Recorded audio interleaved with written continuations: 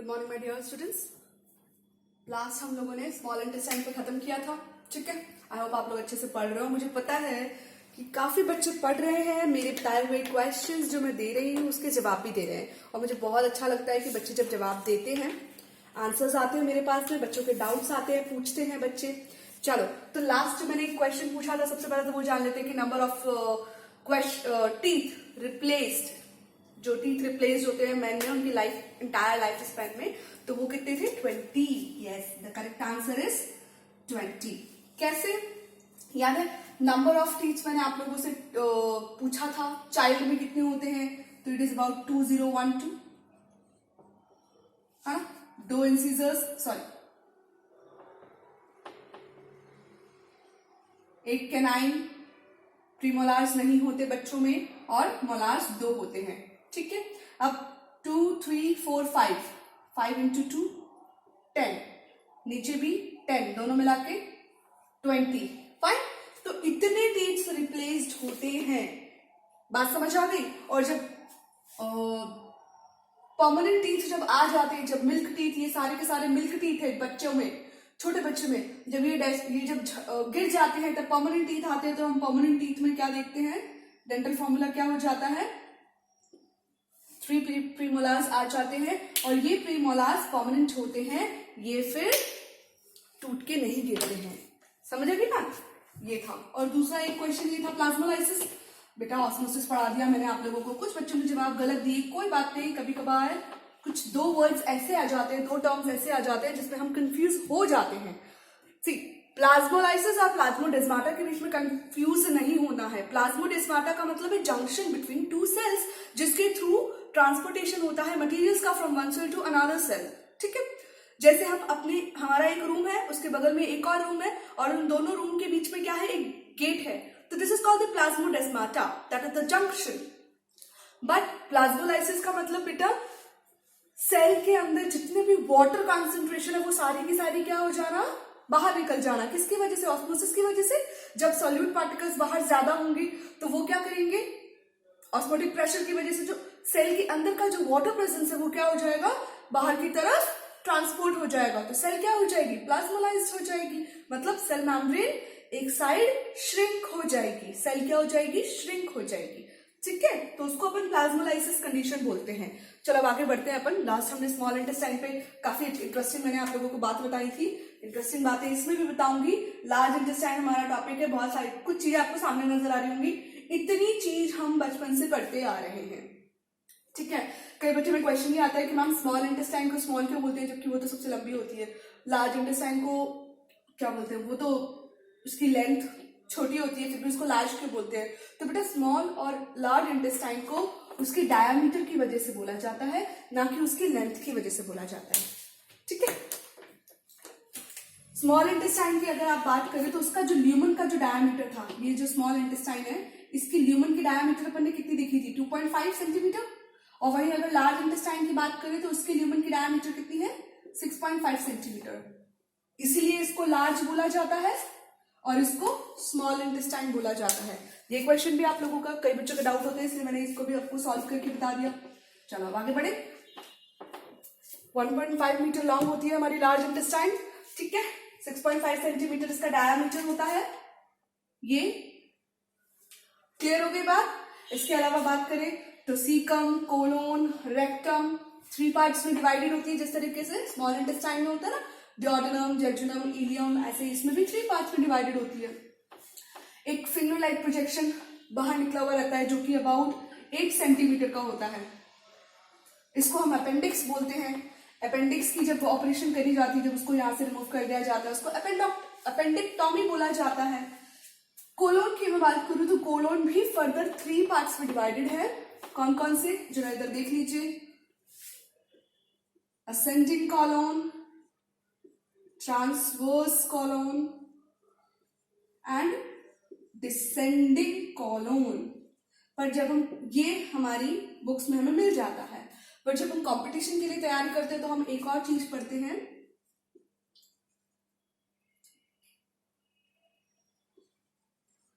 या फिर इसको आप पेल्विक कॉलोनी समझिए, पेल्विक कॉलम, क्योंकि पेल्विक रीजन में पाया जाता है इसलिए पेल्विक कॉलम अपन देखेंगे। ठीक है, तो ये 3 सिग्मॉइड कॉलम भी बोलते हैं, हम पेल्विक कॉलम याद रखेंगे। मेजॉरिटी ऑफ द बुक्स में हमें पेल्विक कॉलम मिलेगा, तो ठीक है, याद करने के लिए अपन लिख सकते हैं। कई कई बुक्स में सिग्मॉइड कॉलम भी बोला जाता है। अब ये क्या है, कहां पे पाए जाते हैं, देखो जरा। स्मॉल इंटेस्टाइन का जो इलियम रीजन है, ठीक है, इलियम यहाँ पे खत्म हो गया। अब यहाँ पे एक मस्क्यूलर, जिस तरीके से स्फिंक्टर हमने देखे थे कहाँ पे, स्मॉल इंटेस्टाइन और स्टमक के गैप के बीच में पाइलोरिक स्फिंक्टर देखा हमने, इसोफेगल स्फिंक्टर देखा। ऐसे ही स्फिंक्टर या फिर वॉल्व, एक मस्कुलर फ्लैप सब्सटेंसेस, इलियम जब खत्म होता है और लार्ज इंटेस्टाइन स्टार्ट हो जाती है तो इनके बीच में भी एक और मस्कुलर फ्लैप होता है। तो क्यों सब जगह आपने देखा होगा पूरी एलिमेंट्री कैनाल के अंदर फूड के पार्टिकल्स आगे की तरफ ट्रैवल कर रहे हैं और हर जगह बैरियर हैं, ताकि इनएप्रोप्रिएट अमाउंट में फूड एकदम से लंपिंग अमाउंट में आगे ट्रांसफर ना हो जाए, ताकि पर्टिकुलर एलिमेंट्री कैनाल के ऊपर एकदम से प्रेशर ना पड़े, किस चीज का, डाइजेस्ट करने का, एब्जॉर्ब करने का। ठीक है, तो वॉल्व इसीलिए क्या करती है, मेंटेन करके रखती है और टाइम टू टाइम थोड़े थोड़े अमाउंट में फूड को आगे की तरफ पहुंचाती है। ठीक है, तो इलियम के थ्रू, और इलियम और इस लार्ज इंटेस्टाइन के बीच में एक वॉल्व होती है जिसको हम बोलते हैं इलियोसिकल वॉल्व भी बोल सकते हैं और स्फिंक्टर भी बोल सकते हैं। दोनों चीजों में कंफ्यूज नहीं होना है।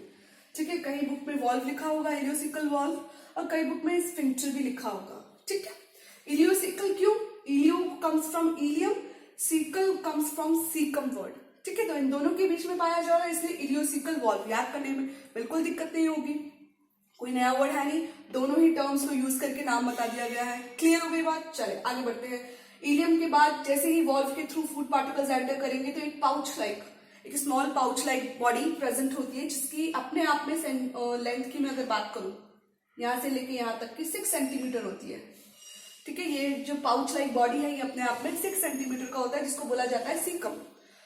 यहाँ पे कई सारे सिम्बायोटिक माइक्रो ऑर्गेनिजम्स भी पाए जाते हैं। आप लिख सकते हैं इसको कि सीकम के अंदर सिम्बायोटिक माइक्रो ऑर्गेनिजम्स भी पाए जाते हैं। अब सिम्बायोटिक माइक्रो ऑर्गेनिजम्स यार हमें पता होगा, हमने 7th में भी पढ़ा है, हमने 8th में भी पढ़ा है, हमने 9th में भी पढ़ा है। सिम्बायोटिक का मतलब जो म्यूचुअलिज्म शो करते हैं। ठीक है, ये लार्ज ऐसे बैक्टीरिया जो लार्ज इंटेस्टाइन में रह तो रहे हैं लेकिन लार्ज इंटेस्टाइन को नुकसान नहीं पहुंचाते हैं, क्या करते हैं बल्कि ये फायदा पहुंचाते हैं। उनको अपना खाना भी मिल रहा है due to our food particles which we intake, और दूसरा वो हमारे फूड पार्टिकल्स को ब्रेक डाउन करने में भी मदद कर रहे हैं। तीसरा जो हार्मफुल बैक्टीरिया आ जाते हैं उनको भी डाइजेस्ट ब्रेक डाउन करने में हेल्प कर रहे हैं। ठीक है, सर्टेन काइंड ऑफ एसिड्स वगैरह रिलीज होते हैं इन बैक्टीरिया की वजह से, जिस वजह माइक्रो ऑर्गेनिजम्स की वजह से, जिस वजह से हमारी एलिमेंट्री कैनाल में जो बैक्टीरिया है वो वॉश ऑफ हो जाते हैं, उनको वो खत्म कर देते हैं। तो इसलिए माइक्रो ऑर्गेनिजम्स का होना जरूरी है, इसलिए उनको सिम्बायोटिक बोला जाता है। ठीक है, अब अपेंडिक्स, अपेंडिक्स अभी के दौरान मतलब अभी जो हमारी ह्यूमन जनरेशन जो चल रही है मैमल्स में, ये वेस्टिजियल बोली जाती है। ये जो ऑर्गन है इसको वेस्टिजियल ऑर्गन बोला जाता है।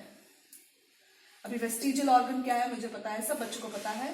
लास्ट ईयर मेरे द्वारा पढ़ाए हुए सभी बच्चों को बहुत अच्छे से पता होगा कि वेस्टिजियल ऑर्गन किसको बोलते हैं। वो ऑर्गन जिनका टाइम के अकॉर्डिंग यूज खत्म होता जाता है, जिसका इवोल्यूशन के दौरान पहले जो स्पीशीज प्रेजेंट थी उसमें जो ऑर्गन्स थे, लेकिन धीरे धीरे स्पीशीज क्या होती चली गई, इवॉल्व होती चली गई, तो वो ऑर्गन का जो वर्क है वो धीरे धीरे कम होता चला गया, या फिर कह सकते हैं कि वो एफिशिएंट नहीं रही अपने वर्क में। ठीक है, उनको अपन वेस्टिजियल ऑर्गन बोलते हैं। नाउ अब ये अपेंडिक्स इतना एफिशिएंट वर्क नहीं करती हमारी बॉडी के अंदर जितना वो तब करती थी जब हम क्या लेते थे, रॉ मीट वगैरह खाते थे, जब हम क्या थे, प्योर कार्निवोर्स थे। कार्निवोर्स में छोड़ो, जब हम उससे पहले हर्बीवोर्स हुआ करते थे, जब हम डायरेक्ट प्लांट्स को खाया करते थे, रॉ जितनी भी रॉ चीजें, क्योंकि सेल्यूलोज इजीली डाइजेस्ट नहीं होता था। कई ऐसे फंगस वगैरह होती थी जिनको, मशरूम वगैरह था जिसको हम डायरेक्ट खाते थे, वो इजीली डाइजेस्ट नहीं होती थी, उनके लिए माइक्रो ऑर्गेनिजम्स की जरूरत होती थी। तो उस वक्त ये अपेंडिक्स बहुत इंपॉर्टेंट हुआ करता था। बट अब हम क्या करते हैं, अब हम कुक्ड वेजिटेबल्स, कुक्ड फ्रूट्स वगैरह खाते हैं। फ्रूट्स भी ऐसे हैं जो इजीली डाइजेस्ट हो जाते हैं, तो इसलिए अब इसका कुछ काम बचा नहीं है। तो ज्यादातर ये क्या करता है कि कई टाइम के बाद में जब इसके अंदर कुछ फूड पार्टिकल्स चले जाते हैं, रह जाते हैं रेसिड्यूज या फिर स्टोन्स वगैरह, तो इसमें बहुत पेन होने लग जाता है। तो मेजॉरिटी में इसको रिलीज, मतलब ऑपरेशन के थ्रू इसको निकाल दिया जाता है, which is called as appendectomy. ठीक है, चलो ये हो गया, कंप्लीट हो गया। क्वेश्चन आ जाता है बेटा अपेंडिक्स के बारे में। ऐसा नहीं है कि एक छोटा सा पॉइंट है, वेस्टिजियल है, तो इसको याद नहीं करना है। इसको याद करना, जरा सी चीजें याद हो जाएगी। आगे आ जाते हैं सीकम। यहाँ पे फूड पार्टिकल आके स्टोर होते हैं कुछ टाइम के लिए, तब तक जब तक सिम्बायोटिक माइक्रो ऑर्गेनिज्म उसके ऊपर एक्ट ना कर ले। उसके बाद फूड पार्टिकल ऊपर की तरफ ट्रैवल करता है। ठीक है, राइट हैंड साइड पे ये ऊपर की तरफ ट्रैवल करता है, colon region, which is called as ascending colon. Maths वाले बच्चों सबको पता होगा असेंडिंग और डिसेंडिंग का मतलब क्या होता है, ये मैं नहीं समझाऊंगी। ठीक है, तो इसको बोलेंगे असेंडिंग कोलोन, असेंडिंग कोलोन। इसको बोलेंगे हम transverse colon, and this portion is called descending colon. ठीक है, एसीडीसी फिजिक्स भी आगे देखो इसके अंदर। चलो, असेंडिंग कॉलोन, फिर धीरे धीरे फूड पार्टिकल ऊपर की तरफ चढ़ता है। फाइन, ये जो पोर्शन है असेंडिंग कॉलोन, ये कहां पे जाता है, जो लिवर है हमारे राइट हैंड साइड पे, जस्ट उसके पीछे की तरफ जाकर बिहाइंडली अटैच्ड होता है। फिर वहां से ये ऑब्लिकली मूव करता है, थोड़ा सा ऊपर की तरफ एक फ्लेक्शन बनाता है। मैंने देखो इस तरीके से सीधे ना बना के मैंने इसको इस तरीके से ड्रॉ किया है। अगर आप इसका इलेक्ट्रॉनिक डायग्राम गूगल पे देखें या बुक के अंदर देखें, तो अब तक जो पढ़ते आते हैं ना, टीचर बता देते हैं फटाफट कि हाँ भाई इस तरीके से है, पर वो इस तरीके से नहीं होती। लार्ज इंटेस्टाइन, उसका एक फ्लेक्शन होता है जो लेफ्ट हैंड साइड की तरफ थोड़ी सी ऊपर की तरफ मूव करती है। ठीक है, यू, और देन फिर नीचे की तरफ आती है, which is descending colon. Descending colon के बाद अब जो नई चीज समझनी है हमें, सॉरी बच्चों, because I didn't take my breakfast today, so मैं थोड़ा सा चाय पी रही हूँ। आप लोग भी अपने साथ जब पढ़ने बैठो तो कुछ स्नैक्स वगैरह ले लेना। चलो आगे देखिए, ये जो चीज है बेटा, ये जो कर्व आ रहा है, इसको ध्यान से सुनना है। ये जो कर्व आ रहा है, दिस इज कॉल्ड पेल्विक या फिर सिग्मॉइड कॉलोन। ऐसी कुछ छोटी छोटी चीजें बेटा जो हमें बुक में, हमारी एनसीईआरटी ने हमें अभी नहीं बताई है, not even from up to the 12th level, जो क्वेश्चन नोट के आ जाती है, फिर बच्चे बोलते हैं ये तो आउट ऑफ कोर्स आ गया। ऐसा नहीं होता, इसकी कुछ कुछ गाइडेंस, कुछ कुछ चीजें बुक में लिखी हुई होती है जो टीचर्स को समझ आती है, देन फिर वो आपको बताते हैं। स्कूल में इतना डीप में नहीं जाते हैं, क्योंकि स्कूल्स के जो पेपर्स है वो स्कूल के टीचर्स ही सेटअप करते हैं, तो दे नो कि ठीक है इतना डीप में नहीं जाना है, कोई जरूरत नहीं है, इतनी सफिशिएंट चीजें बता देते हैं। ये सारी चीजें कौन बताता है, जब हम कंपटीशन की तैयारी करते हैं। फाइन, तो ये हो गया हमारा, ये जो कर्व आया ना बेटा, डिसेंडिंग कोलोन सीधे के सीधे एनस तक तो नहीं पहुंची, एक कर्व आया, तो ये जो कर्व है पाउच लाइक बॉडी, इसको बोला जाता है सिग्मॉइड कॉलोन। क्लियर, इसके बाद आ जाओ फिर अगेन एक पाउच लाइक बॉडी, इसको बोलते हैं रेक्टम, एंड देन इसके बाद में एनस, जहां से हम एक्सक्रीट आउट करते हैं, जितना भी फीकल मटेरियल है वो एक्सक्रीट आउट कर जाता है। फाइन, इतनी चीज समझ आ गई, चले आगे बढ़े।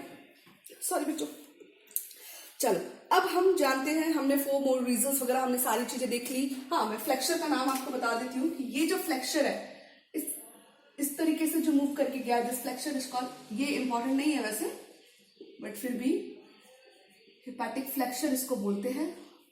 ठीक है, लिवर रीजन में पाया जाता है हिपैटिक रीजन, इसलिए इसको हिपैटिक फ्लेक्सर बोला जाता है। चलो अब रेक्टम, पाउच लाइक बॉडी, सी इलियम के थ्रू फूड आया, माइक्रोबियल एक्टिविटीज हो गई, फूड ट्रैवल करके कहाँ आया, सिग्मॉइड कॉलम से होता हुआ रेक्टम में आया, रेक्टम में अगेन स्टोर्ड होता है। ठीक है, रेक्टम से स्टोर्ड होने के बाद एनस से मूव आउट कर जाता है, एनस के पास होते हैं दो स्फिंक्टर्स, एक होते हैं इनवॉलंटरी, एक होते हैं वॉलंटरी। इनर साइड में जो स्फिंक्टर प्रेजेंट है वो होगा इनवॉलंटरी, जिस पर हमारा कंट्रोल नहीं है। आउटर साइड में जो होगा वो होगा वॉलंटरी, जिस पर हमारा कंट्रोल होगा। क्लियर हो गई बात? तो इंटरनली जो प्रेजेंट है उसको बोलेंगे हम इंटरनली या फिर इंटरनल एनल स्फिंक्टर, जो कि क्या है, इनवॉलंटरी है। ठीक है। और जो बाहर की तरफ है वो है एक्सटर्नल एनल स्फिंक्टर, जो कि वॉलंटरी है। ठीक है, समझ आ गई बात? छोटे बच्चों की अगर बात करें, इनबॉर्न इन्फेंट बेबीज की, तो उनके अंदर ये स्फिंक्टर कंट्रोल में नहीं होते, इसलिए देखना बच्चे किसी भी समय पर एक्सप्लिट आउट कर जाते हैं क्योंकि उनके कंट्रोल में नहीं होता। बट जैसे ही बॉडी धीरे धीरे एडल्ट बड़ी होती जाती है, माइंड डेवलप होने लग जाता है, तो एक्सटर्नल एनल स्फिंक्टर वॉलंटरी बनती जाती है, मतलब हमारे कंट्रोल में आ जाती है। ठीक है, चले आगे बढ़े। अब रेक्टम की मैं बात करूं बेटा, कि यहाँ पे जो फूड पार्टिकल आता है, कभी नोट डाउन किया है कि जो फीकस है, जो फीकस मटेरियल है वो येलो और ब्राउन कलर का क्यों होता है? येलो एंड ब्राउन कलर का इसलिए होता है क्योंकि यहाँ पे बाइल ज्यूसेस एक्ट करते हैं। अभी बाइल ज्यूसेस के अंदर याद है क्या प्रेजेंट होता है? Biliverdin, bilirubin. ठीक है, तो ये जो बिलीरुबिन एंजाइम्स है बेटा, वो जब इसके अंदर मिक्स होते हैं फूड के अंदर through the blood vessels, blood के थ्रू यहाँ पर बाइल जूसेस आते हैं, वो फूड के ऊपर एक्ट करते हैं। वो जो बिलीरुबिन्स है वो यूरिकोबिलिन, स्टार्कोबिलिनोजेंस, इन सब एंजाइम्स को कन्वर्ट करते हैं। ये बाद में इंटेस्टाइन के अंदर स्टार्कोबिलिन्स, यूरोबिलिन्स के अंदर कन्वर्ट हो जाते हैं। कुछ एंजाइम्स है जो क्या हो रहे हैं, कन्वर्ट हो रहे हैं। डोंट वरी, मैं आगे अच्छे से समझाऊंगी, पूरी वो लिख दूंगी।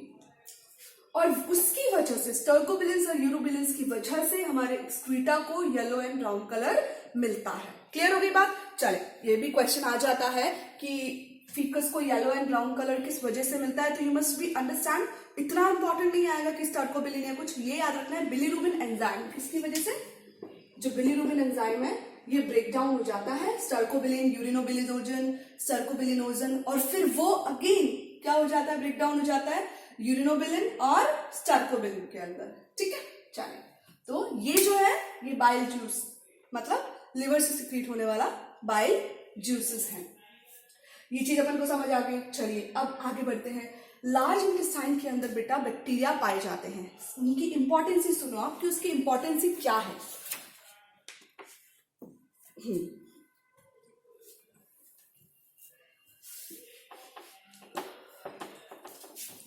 लार्ज इंटेस्टाइन के अंदर बेटा दो इंपॉर्टेंट बैक्टीरिया प्रेजेंट होते हैं। सी कौन कौन से? E coli and Streptococcus. Streptococcus pneumonia के साथ में इसको मैं नहीं जोड़ना, नहीं, वो अलग है। ठीक है, पर कौन सी क्लास में आते हैं? स्ट्रेप्टोकोकस क्लास के अंदर वो बैक्टीरिया आते हैं जो कि निमोनिया कॉज करते हैं, स्ट्रेप्टोकोकस फिकलिस।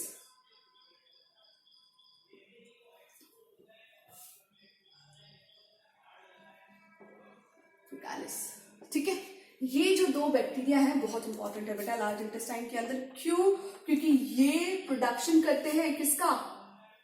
B1, B2, B12। इसके अलावा की मैं बात करूं biotin, very very important skin के लिए, हमारी जो स्किन है, हमारे जो हेयर है उसकी ग्रोथ के लिए। B12 नॉर्मल सी बात है, RBCs के लिए। B1, B2 it is also important for our skin, for our eyes. ठीक है, and for our metabolic activities. इसके अलावा बात करें तो विटामिन के, इन सारी विटामिन को ई कोलाई और स्ट्रेप्टोकोकस फिकलिस सिंथेसाइज करता है जब लार्ज इंटेस्टाइन के अंदर फूड का ब्रेकडाउन होता है। ठीक है, जब वो फूड के साथ रिएक्ट करते हैं। विटामिन के का प्रोडक्शन होना बहुत जरूरी है बेटा, क्योंकि इसके भी मैकेनिज्म समझो। क्वेश्चन हमसे पूछा जाता है कि जो ब्लड क्लॉटिंग है वो किसकी डेफिशिएंसी की वजह से अफेक्ट होती है। मतलब कई ऐसे पर्सन है, जैसे कि हमने एक इंग्लैंड की जो रानी थी ना, लेडी डायना, याद है उसका एक्सीडेंट हुआ था, तो उसकी डेथ का कॉज क्या बताया गया था? उसकी डेथ का कॉज ये था कि जो कहते हैं एक्सेसिव ब्लड लॉस, क्योंकि उसको एक बीमारी थी, विटामिन के की डेफिशिएंसी थी, जिसकी वजह से उसकी बॉडी में ब्लड की क्लॉटिंग नहीं हो पाई और एक्सेसिव ब्लड फ्लो की वजह से उसकी डेथ हो गई जब भी उसका कार एक्सीडेंट हुआ था तब। तो ये बीमारी कई लोगों में पाई जाती है, डेफिशिएंसी डिसीज कई बच्चों में पाई जाती है। जब मतलब लाइक अगर छोटा सा भी कट लग जाता है तो नॉर्मली क्या होता है, छोटा सा कट लगा, थोड़ी देर के लिए ब्लड फ्लो करता है एंड देन तुरंत वहां पे प्लेटलेट्स आ जाती हैं, ब्लड क्लॉट हो जाता है। बट वो प्लेटलेट्स जो क्लॉटिंग फैक्टर है, जो प्लेटलेट्स क्लॉटिंग फैक्टर कॉज करती है, वही फैक्टर कई बच्चों में नहीं होता। क्यों? क्योंकि उनकी बॉडी में विटामिन के की सिंथेसिस नहीं होती। कई ऐसे केसेस नेचुरली जो बच्चा पैदा हुआ है कि उसकी मदर की वजह से उसको विटामिन के में डेफिशिएंसी मिली होगी, समटाइम्स बड़े होने के बाद में भी विटामिन के की डेफिशिएंसी हमारी वजह से आ जाती है, क्योंकि हमारा बैलेंस डाइट इतना अच्छा नहीं होता। तो विटामिन के is very important for the blood clotting factor. अभी क्या होता है कि विटामिन के, जब ये बैक्टीरिया, मतलब कई बार ऐसा होता है कि हम बहुत ज्यादा ऐसी फूड आइटम्स खा लेते हैं जिसकी वजह से, या फिर हम बहुत ज्यादा एंटीबायोटिक्स लेते हैं, फूड आइटम्स की वजह से एसिडिटी कॉज हो जाती है और उस वजह से फिर हम एंटीबायोटिक्स, या फिर कई बार ऐसा भी होता है कि कई पेशेंट ऐसे होते हैं जिनको वो उनकी आदत हो जाती है एंटीबायोटिक्स लेने की, कि मुझे थोड़ी सी जुकाम हो गई एंटीबायोटिक ले लूं, मुझे पेन हो रहा है एंटीबायोटिक ले लूं। ठीक है, एक मिनट बच्चों।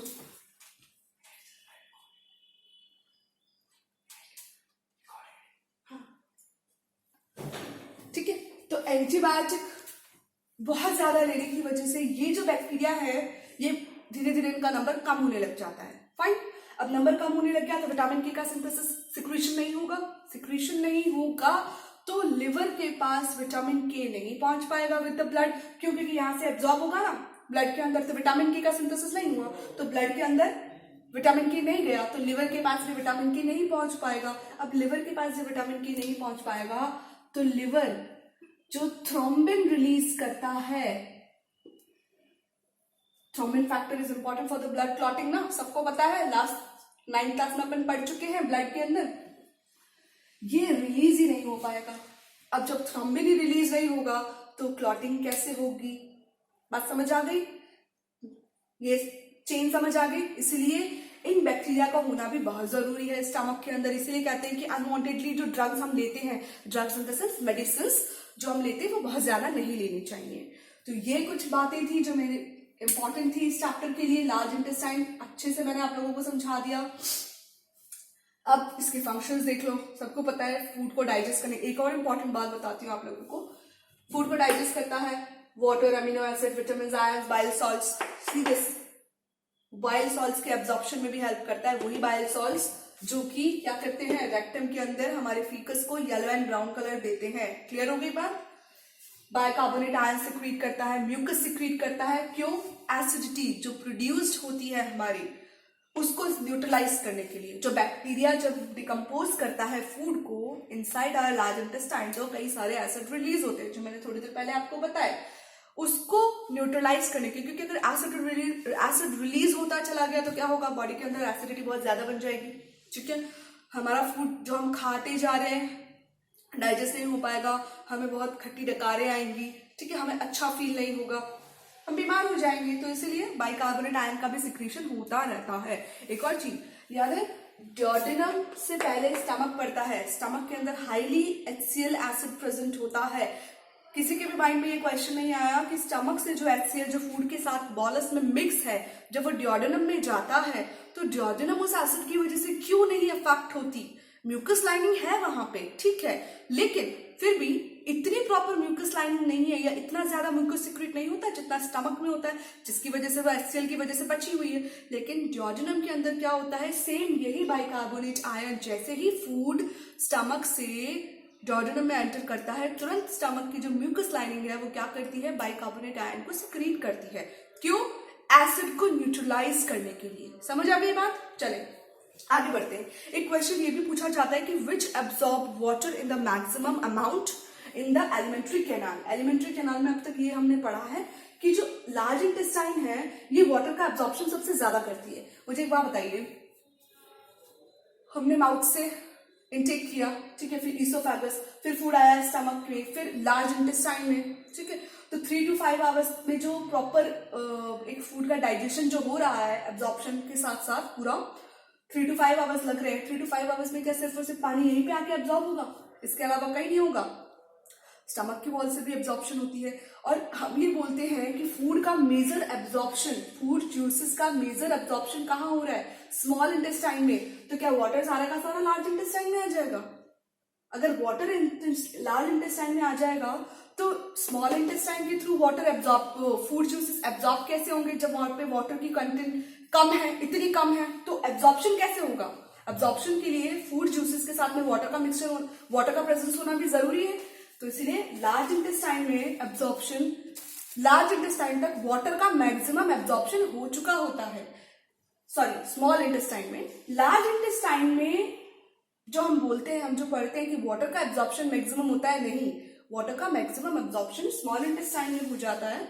लेकिन लार्ज इंटेस्टाइन के अंदर इतनी सारी चीजों का जो एब्जॉर्प्शन हो रहा है ना, water, amino acid, vitamin, ions and bile salts, other minerals, उसमें सबसे ज्यादा वाटर का एब्जॉर्प्शन होता है। इसीलिए बोला जाता है कि लार्ज इंटेस्टाइन में वाटर का एब्जॉर्प्शन ज्यादा है। किनके साथ कंपेयर करेंगे? इनके साथ कंपेयर करेंगे। लेकिन अगर लार्ज इंटेस्टाइन और स्मॉल इंटेस्टाइन में कंपेयर करें तो वाटर का मैक्सिमम एब्जॉर्प्शन स्मॉल इंटेस्टाइन में ही होगा। क्लियर बात? ठीक है, समझ आ गए? तो ये अपना टॉपिक था जो कंप्लीट हो चुका है। पढ़ो अच्छे से। इसमें कोई डाउट पूछ लेना, क्वेश्चंस। एक क्वेश्चन मैं आप लोगों को देकर जाती हूं, वो आप लोग मुझे सेंड करेंगे उसका आंसर। वो मैंने आप लोगों को बताया नहीं जानबूझ के, इसलिए। Question is, in colon pouch-like constrictions called, ये दिख रहा है आपको कॉलम? कॉलम में आपने देखा पाउच लाइक बॉडीज हमें देखने को मिलती है, ये सिंगल सिंगल पाउच। इसको हम क्या बोलते हैं? इसको भी बोला जाता है कुछ, ये मैंने आपको नहीं बताया। ये लोग, ये चीज, इसका आंसर आप मुझे भेजेंगे कि कॉलम के अंदर ये जो पाउच लाइक कंस्ट्रक्शंस जो हमें देखने को मिलते हैं इंटायर लार्ज इंटेस्टाइन के अंदर, इसको क्या बोलते हैं? ठीक है, तो जिन भी बच्चों को आंसर पता है मुझे सब तुरंत सेंड कर देना। तब तक अच्छे से पढ़ो, रिवाइज करो। नेक्स्ट क्लास में हम पैंक्रियाज और लिवर के बारे में बात करेंगे।